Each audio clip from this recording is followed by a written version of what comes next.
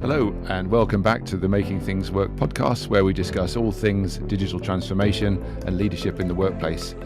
I'm your host, Duncan Pryor, and I help organizations simplify and transform through the use of technology. And today, I'm delighted to be joined by Anya Zhuravkina, founder of Winning Language. And in a developing theme of the Making Things Work podcast, we've actually met recently, and we've spent some time discussing the topics we're going to go through today. So welcome, Anya. Thank you so much for having me. No trouble. So I'd love to start by giving our listeners a bit of background on you and then how you came to starting Winning Language. Well, I've always been fascinated by language and the effect it has on people, writing, words, and different languages as well, although I primarily work in English.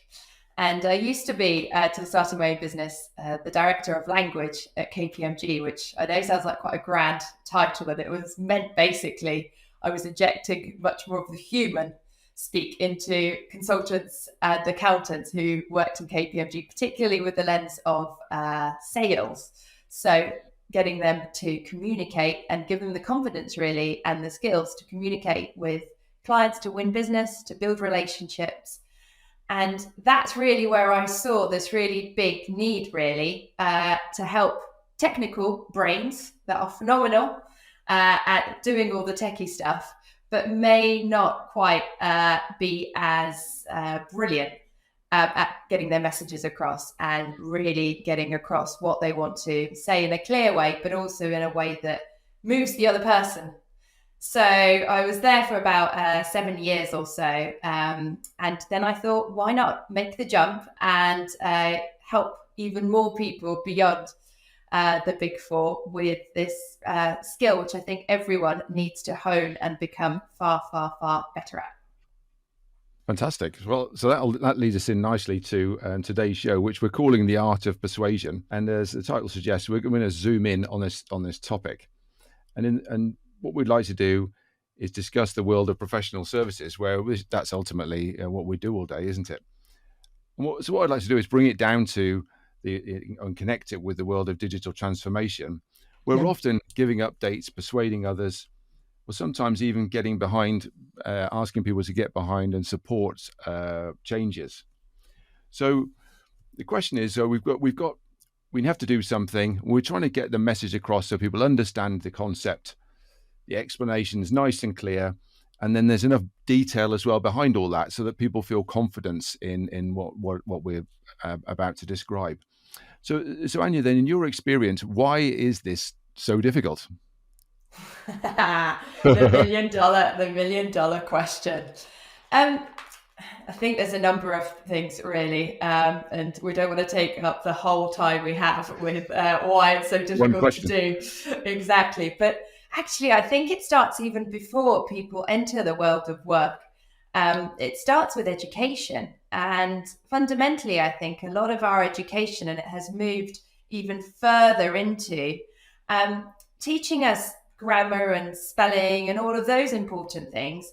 But the art of persuasion, persuading other people, getting on a stage and talking and getting your point across, whether it might be debating or it might be oracy, as this could be described, is lacking in education. And interestingly, actually, Labour put it as one of their big policy pledges if they get into power, because it's been seen as such a missing skill. So it starts with education. And then when people enter the world of work, professional work, everyone has these things of like baggage, as I call it, because we then assume that it's ultimately, of course, it's the technical capabilities that get us further up the ladder. So we really focus on that and hone those skills. But all the other skills are kind of sort of left by the wayside. I don't think people realize quite often the power of, there might be two technical people in the room, yet if one is really skilled at whether it's getting your point across or telling a story or moving the other person, the likelihood is they're going to be more successful than the person next to them. And that's all the way through, whether it's interviews, whether it's on projects, whether I want to work with you. So it's kind of there's so many different dimensions to it. But unfortunately, the businesses that don't focus on it as much or don't do it at the level where it needs to start through people get to really senior positions. And although instinctively you know that this, potentially will help you, they don't necessarily get there, quickly enough. So I think that's part of the trouble and part of the mess we're in.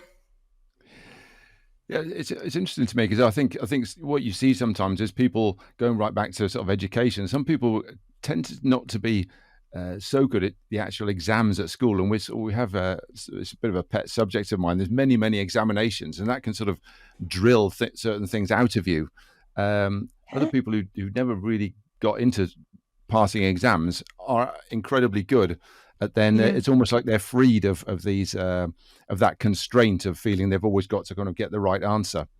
Yeah, absolutely, and I think that's exactly it. People want to get to the right answer, but they sort of go, they do it from their perspective. It's about me, and it's a really common thing. Of course, it is, right? It's about me getting my point across, and it has to be right. Versus asking yourself a really simple question: how do I want the person listening to me? How do I want them to feel? How do I want them? What do they need to know? And how do I want them to feel at the end of it? And then let me work backwards from that rather than from starting from the other point. So you're right. Like whether you might be the uber wonderkind in school, and you might be the most expert person at the logic bit, at the bit that really does ace your exams. But that doesn't mean that you are a person that many people might like. That it doesn't mean you can build relationships in a really persuasive way. It doesn't mean that you will get further up through that. And more and more so, I love the fact that there's so much of our brains that are becoming more and more known. The neuroscience I find phenomenal around this, because now we know that if you don't engage someone's limbic system, the bit that makes the decisions, and that's really where decision making happens, but you have to engage it by getting someone to feel stuff, ideally the good stuff that you want them to feel, then you're not going to make them, you're not going to get very far. So it's a sort of trying to connect with that sort of the creative and ideas bit of the brain, rather than the bit which is the bit that just where strikes fear into people, which is the other part where you just have this negative reaction to everything because it's one of fear. Completely. Definitely. Or the other bit, which is really important, the neocortex, that's where facts and stats are coming from, and that's where that sits. But most people assume that is the bit that they need to get across quickly and in enormous length. And actually, it is important. Don't get me wrong. You can't. Yes. You need to know your stuff, right? This isn't completely just make me feel stuff and that's it. Yeah. You need to know your all the knowledge, all the logic, all of those bits, but don't lead with it. And don't assume that's the only thing you need. Yeah, and that follows on to another, from listening to one of your podcasts with, I've listened to a few of them, and they're really good. And the one with Dana Dennis Smith, where she was talking about how you do have to think about yourself. And is that where you're coming from then? It's not so much, it's almost like warning yourself about yourself rather than, so your own motivation is, I guess it's a bit of a positive bit where you need to think, well, I'm different. So what I'll put, people might not understand what I'm saying because I'm me and I'm just different from everyone, and we're all different. But then there is that side to it where you need to be wary of that as well, and that's the reason why people might not understand you, because we're all different. Completely. I think you need to know what you want to get across, and you need to be confident in yourself. And I'm the biggest advocate for being authentic and not becoming this sort of corporate robot, if you like. I know we'll probably get onto AI because every other day someone asks me a question about what I think about it. But so the authenticity and the human aspect is essential. But the main thing is following up from that. So starting with the other person. And I find I do it in a lot of workshops where I do say, here's a bit of communications that you might have written. Simple question is, how do you want to make the other person feel? Not what do you need, not the content you need to get across. How do you want to make them feel? I want to make them feel really engaged in this digital transformation, and I want them to, get more of their team to understand what we're doing and to ultimately change their systems, right? In your world, probably. Okay, well, let's then work from that to then work through what you need to say and how you say it and to achieve that aim, versus I need to get across a really long piece of reporting, and I need to get that across quickly. So then I tick that off my sheet, and then that's done. That meeting is over. Brilliant, successful. And you might have talked all the time, because human beings are really bad at being very short and succinct if we don't plan what we're going to say our message. So unfortunately, then what happens is everyone is just overwhelmed. The meeting probably is late. And again, it's a disaster zone. And there's so many of them day in, day out that we all have. Yes. So what we're saying here is, then you've obviously got to do your homework. You've got to be sort of well prepared and have understood that either the technical details, or it could be the numbers, budgets and all that stuff. But then it's almost like you almost need to say, okay, so I've got that now, then stop and then take a step back, as it were, zoom out and think, okay, so what am I doing with this? And I guess that's the common mistake, is that we don't do that bit. We just cut and paste into PowerPoint and then hope for the best. Spot on. Cut and paste in font 8, because we always want to get across far too much information. And the other thing we don't actually do is go, there's always multiple people, right? There's always multiple decision makers. So part of this is going, what is that decision maker like in terms of their personality? What do they care about? Some people are technical. So this isn't just to bring everything up to a really high level, because some people will be very technical, particularly I know lots of your decision makers. That's their, the CIOs, that's their forte. That's where they go to typically. Versus perhaps more of if you're communicating with the CEOs, they tend to be a bit more visionary. So they want something very short, very succinct, and just hits the nail on the head of what they're needing to get across. So also doing that character analysis a little bit more rigorously, really. Only in the most important meetings, really. You probably wouldn't want to do it. You won't have time to do it in every single meeting you're in. But that character analysis, again, then helps to shape what you put into the slide deck. It helps to shape the fact that this is all about you, it's about them. And then just, again, see which one becomes more effective. It's all worth trying out and seeing, really. But typically that's far more compelling, far more effective, and far more likely to stick. Because yes, on a couple of specific points there. For example, we've talked before about the power of storytelling, where you're, rather than just cutting and pasting, you're trying to tell a story. But then you've got the challenge where not everyone wants to necessarily hear the story, so you're seen as kind of wasting time, because you thought, well, you say, well, let's go back and start at the beginning and just recap, when in fact no one wants to recap. We just want to get on with it. I think part of that is understanding what story is like, why you're using it, and also that there are multiple stories that you might include in a meeting. It's not all beginning, middle, and end of that meeting, and it has to follow all the storytelling sort of tropes, if you like. So there will likely be, if it's a successful, interesting meeting, there'll probably be lots of stories peppered all the way through.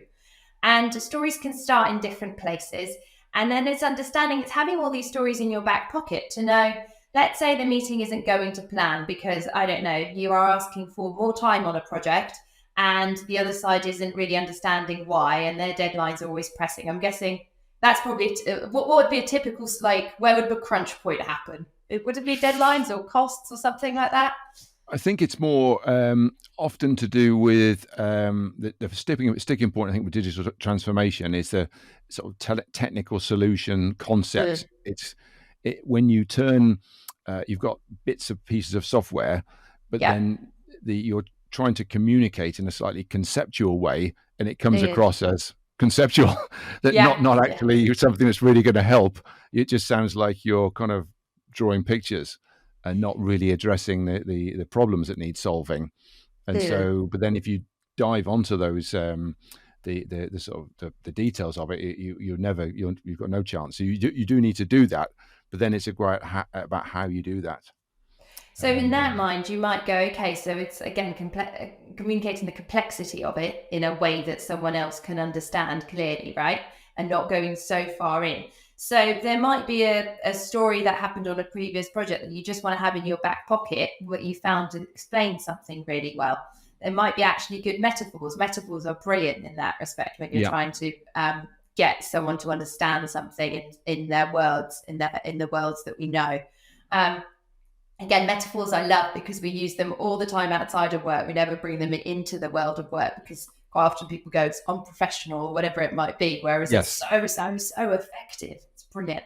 So loads of stories going all the way through that, and it's just knowing which one to pluck out at which point and making sure that it's as strong as possible. There's actually a brilliant, I looked into this because I knew we were obviously going to chat. There's a brilliant story that if anyone wants to delve into this topic more, I think it's really relevant for the topic we're talking about. And it comes from a guy called Stephen Denning. And Stephen Denning has written loads and loads of books on the power of storytelling in the world of business. And he used to be a manager many moons ago, a couple of decades ago in the World Bank. And at the time, the World Bank, it sounds crazy at the moment, but they never knew what a knowledge management system was, and his job was to implement it. And what he found was over the years that he was trying to do this, no one really understood or got behind it. So again, changing a system, changing processes, operations, everything else, exactly what you're trying to do with digital transformation most of the time. And no one was following him. No one cared. Too much time, too much, effort, it felt like.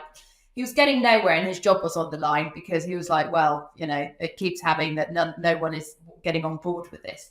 And then what he, I think actually himself, he'd say, he just was literally so desperate to try something different because the way that he was talking about this and trying to get people on board wasn't working. That he started telling little mini stories about what would a knowledge management system, if they had one, would create. So he talked about stories about health workers in Zambia getting the answer to how to treat malaria at the press of a button.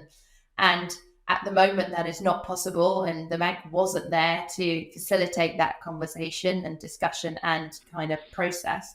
So he started telling all of these, possibility future stories, ultimately, to get people to emotionally engage and to support it. And guess what happened?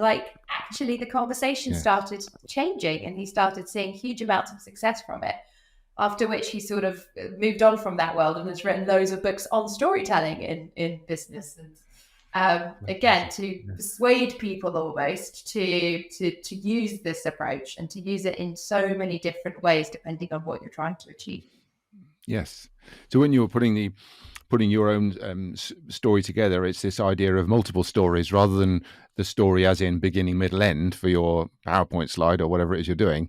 You can just you think about having multiple stories, which you may or may not present depending on what happens. Completely. And also, it all depends on, again, what type of, it might be a future story where you go, actually, if we were to do all of this technical stuff, which some of you will understand, some of you won't, but this is what we'll achieve in the future, and painting that future picture. You might start to tell a story about what happens if you don't. You might decide to choose to tell the story from a different starting point. So from a very negative up to a positive starting point. Stories can start from so many multiple places. They all have that story arc, which many people will know well. But yeah, multiple places it could start from. There might be a case study within the PowerPoint. There might be a beginning of there's just so many different things. So yeah, don't think about it as one static story for one meeting. It starts from before the time, as you say, the history of the project, which everyone wants to go into the now.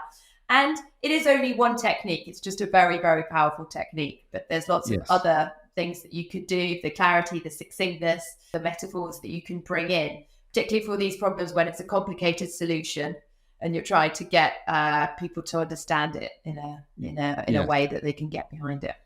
And you mentioned, I think in one of the Winning Language podcasts as well, the idea of it's completely obvious when you say it, but it's this idea of if they're to overcome some potential impatience, is you just put the thing you're asking for, put that on the first slide, just so the people who all they want is the answer, you've done that first, and takes something to do that. It's a bit of a risky approach, but it is important to think that. So rather than telling a whole story and thinking, well, at the end I'll give you the sort of the bit at the end, which is what you're typically asking for or recommending, you could put that first and just, well, that's that covered off, and that's another way to think about it. Completely. Most of the time, what I find we do is we almost like to tell a science experiment in our PowerPoint decks and in our conversations. So we want to say all the background that's really important to us, or we think is important to the other person, and we get to the conclusion right at the end. Whereas actually the opposite is true, because our attention spans are so short and we want to get to the point quickly. Again, it depends who you're talking to, but typically switching it across. And you're right, it does take courage, it does take confidence to go, what if there was just one slide? I remember it was a brilliant project. It was a big bid that there was multiple partners. There was one of the big telcos involved, there was KPMG involved, there was a bank involved, and it was coming up with a technology solution actually. And I got involved because the team had 100 slides that they were very, very precious about, because it obviously had taken them a lot of time to prepare this pitch. As often, people start with a slide rather than dumping the slides and building the slides on afterwards. And we got it down to one. It was this big picture, and everyone throughout the pitch talked to each of the elements in it. It had it all there, but it was one, and then before it was 100. And guess what? The client loved it. Of course they did. They were engaged. The conversation happened. It flowed. It wasn't this, quite often I'm presenting and then the other person at the end listens, or maybe not listening, and then, chips in. It was turned around. But it was all of this is a convincing game. I'm using the same skills that I know in the art of persuasion to convince others around me to change what their language for the benefit of them or whatever they're trying to create. So we're all playing this wonderful game of moving people in a good way, positive way. Yeah, absolutely. Yes. Because quite often what you find is, if you're using PowerPoint, is that before you click present, you've put your slide deck up there. The first thing people look at is in the bottom left. It shows how many slides are, and they go straight into that. And if they see something like 50, they say, well, before you even start, they say, are you presenting 50 slides? Please no. Yeah, exactly. There's a brilliant, if any of our listeners know about it, but I like to also use it either in my presentations or I use it in coaching and training. And it's called the approach called Pecha or Pachacha. And it's basically the antidote to PowerPoint slides. And it's a very short presentation style. There's 20 slides and you only have 20 seconds, I think, per slide. And it's on a timer. And there's these big, festivals and conferences and everything else, because again, the slide has a big picture on, so it can't have like 10 boxes, 1,000 words put into it. No. Big picture per slide to support your message. And it's such a wonderful one. It's fantastic, but it's really difficult, but it really trains you to focus in, be compelling, and be short and succinct, and not rely on, use it as a crutch, which most people do on that PowerPoint deck. Yes. So yeah, worth looking into if you want to really hone in on this skill. Yeah, and I'd love to in the future for us to do some more talks about it. So at the moment we're talking about the day-to-day creating slides for in the course of a project, sometimes short notice, but it'd be great to do some others on the more formal aspects of proposals and sort of pitches and public speaking, and we'll maybe come back to those some other time.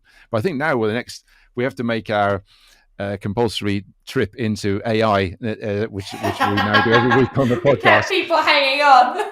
Yeah, because it's such a hot topic at the moment. But one of the things I'm keen to do on the podcast is to bring up examples of where it can really, really help. So, and because we've all spent so much time, so many years slaving over creating content and what have you, and now help is at hand. So I just wanted to understand your thoughts on the world of AI as it can apply to helping consultants and professional services staff to do their job. Yeah, I mean, I think it's fair to say in the last 6 months since ChatGPT formally launched, the world has been an uproar, I think, at really every single sector that I know of. It has affected from, teachers and outcry at students using it, university lecturers going, how will we ever mark exams properly, through to professional services, through to strategy papers for clients being written using it. And this is just the start, right? Which is such an exciting time. And then in my world, obviously the world of writing, communications, pitching, everyone goes, are you going to go under? Do you need to change your business model? Do you need to switch to something completely different? Because surely you'll be out of a job. And ultimately, I think lots of things on the topic. I think to your initial question, which is how can it help? Massively. Because that first draft, and I know so many people, and it's fantastic. It saves you time. That's what technology is so brilliant at doing. It can save you time. That fear of the blank page disappears, which is a real thing. And it creates a really brilliant version. And I've been absolutely flabbergasted, really, at how the quality of it, tonally, clarity of it, the content. I look at not just at whether the content's accurate, I look at how it comes across on a page. I look at how clear it is, how concise, how compelling. And it's fantastic with that. But if the whole world moves to only using AI to communicate messages, we will all move far into the world of robots rather than our unique individual selves with a point of view, with an opinion, with something to, build that connection with another person. So I think use it to give you that first draft, and then critically spend your time critically thinking about the topic, critically reviewing it, going, what is missing? What do I need to really add to make sure if two of us are trying to win a proposal, we use ChatGPT to write the executive summary. Both versions will be exactly the same. The client's going to find it really difficult to choose. Or in the context of your world, 2 meetings happen, 2 slide decks get produced, 2 look very similar from different providers, and people start going, did you plagiarize? No, you just used some free online technology to do it. What then is the elevator on top of that, the sort of the extra that is going to make you stand out over and above your thoughts, your ideas, your approach, your recommendations, over and above the AI? Because if you don't do that, one, you're just being lazy, quite frankly. 2, the likelihood that in the future, everyone will be using it. Of course they will be. So you will sound exactly the same as the person or the provider or the consultant that is, next to you, which is the quickest way to lose a job, probably. That's my ultimate view. And the other really big thing is, which is why I think, I'm hoping, who knows, but the world I'm in will continue, is the creative elements of our brain at the moment, I think, aren't being used enough. And there's loads of science, again, to suggest they don't light up enough as they should be, because we're using the technical sides of our brain. So the creative, the poetry, the reading, the storytelling, all of those bits, and that make our creative brains light up, is getting shorter and shorter. We're spending less and less time on it, on the whole, in the Western world. So if you continue with that, you're definitely going to be out of a job. If you really build that muscle in your brain and hone in on it, on the creative side of it, there's no ChatGPT will be able to kind of, hopefully at some, it's not going to get there. So that, I think, is why it's so important to work on that side of our brains, because the other bits, that's the easy bit that it will be able to produce.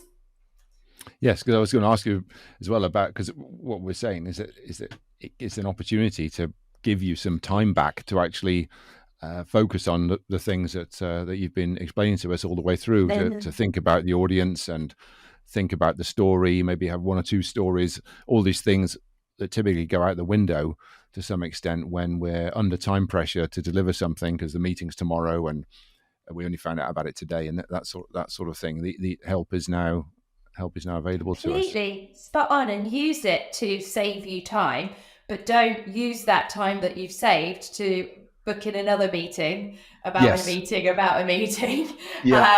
Or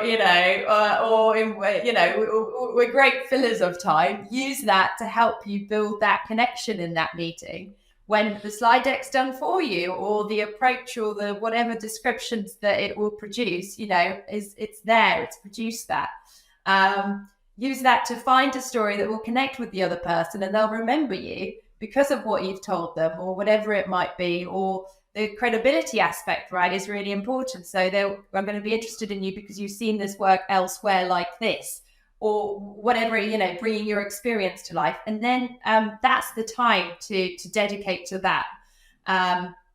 But I will see what happens, right? Because I think still more than 0.5% of people will do it, will get it, the first draft written, whether it's an email or it's not. And it's just so easy for us to then press send. I mean, imagine our inboxes. I mean, they're already overfilled with emails. They'll be overfilled with emails that say the same thing in the same style, in the same tone. So how will you tell, that it's Anya or Duncan writing you an email versus a robot? Yes. Yeah. So when we've spoken before, Anya, you said that you help people. Even if you've only got 10 minutes of their time, you tend to give people like 3 tips you give people for, right off the bat to actually to help people to shift to the way they go about persuading people. And so what are those 3 tips? I think actually a lot of it is what we've covered already. So I would say the first one is definitely put yourself in the other person's shoes. And here's a little bit of trick to ask yourself. Ask what the other person needs to know, how you want them to feel, and what's the action, what's the do. So ask yourself those 3 questions about the message that you're delivering to the other person, to put yourself into their shoes and start there. The second thing really is thinking about emotions first and foremost. So the feel is really important, again, with the other audience. So don't forget about how do you want to feel. That's the question I always ask. And then so many other things follow. Do you want them to be bored, or do you want them to be excited? Do you want them to, so, and I often, when I ask this question, people still give me, I want them to feel, they tell me what they need to know versus the feel, because we're so not used to thinking about this way. And I guess one of the most important real tips is follow Aristotle. This isn't a tip from me. This is Aristotle. The art of persuasion and rhetoric has been around for gazillions of years. And Aristotle, there were many, many, many techniques to persuasion. There's over 100, I think. The list is massive. The rule of 3, metaphors. There's so many things there that we use naturally, actually, in speech and in writing. But he believed that the 3 most important were logos, pathos, and ethos. Now, in the context of what we're talking about, and if our audience has forgotten their Greek or never knew it to start off with, logos is, are you getting your message across clearly? So it's the clarity aspect, really. Does it make sense? Do I understand it? Pathos, does it make me feel anything? Back to that feel, does it connect? And ethos, do you have credibility? So do I believe you ultimately? Are you credible in what you're saying? Do I trust your judgment and your opinion? So, use that as your checklist almost, as you are producing your slides, or if you've produced some of your content, or as you're reviewing your first draft that ChatGPT has produced. Yeah. And have that as a checklist next to you. Logos, pathos, ethos, clarity, feeling, and credibility. And if it's there, fantastic. That probably would suggest you are winning in the R of persuasion. If one of those needs tweaking, or ask the other person actually as well, if you've got, if you're coming together with your team, if one of those needs tweaking, that's your cue to do it. So go dive into the world of rhetoric, but I've simplified it massively, so you don't need to read any big, heavy textbooks. But this science has been around for so long, and a lot of this, we've spoken about this before, is a lot of it is common sense. We know about it. It's just reminding ourselves of it. But the brilliant thing is Aristotle created it before he knew how the brain worked, really. Now we've got all of the support of our brains, of the way that we think, of the way that we work, to actually give Aristotle a big thumbs up. He was right. Yes. Brilliant. Well, I think that's a great place to end. So I just wanted to say thanks very much, Anya, for joining us today. It's been absolutely brilliant. And I'd like to think we'll have quite a few more conversations where we can go into some more of the specifics in the future. What's the best way for listeners to get in touch with you? There's multiple ways. LinkedIn is probably the best. So find me on LinkedIn, either under Winning Language or Anya Zhuravkina. The second name is very long, so probably Winning Language is easier, or winninglanguage.co.uk on the website, and there's a get in touch button through that. So lots of ways to get there. Yeah, and I would recommend the Winning Language podcast as well. The one with Samantha Day is terrific as well. Actually, if anyone's at Fringe, I don't know if, depending on when we release it, but she's doing a brilliant show, a second show on Fringe. It's been a year on. But I think stand-up comics have the best job in some ways, but the hardest job to convince and to use persuasion to convince their audience to laugh and to get behind them and not throw tomatoes at them. So there's loads of stuff we could learn from different. Yes, there's a great tie-in with what we're talking about here. Yes. Okay, great. And then you can find me. I'm Duncan_Pryor on Twitter, and you can connect with me on LinkedIn as well. And you can catch up with all our episodes on the BML Digital website, or by searching for the Making Things Work podcasts on your preferred audio app. So, and if there's anyone you would like us to have on the show, please do get in touch, and we'll be back this time next month with the next episode. Until then, thanks again, Anya, for joining us today, and thanks very much for listening. Thanks so much for having me.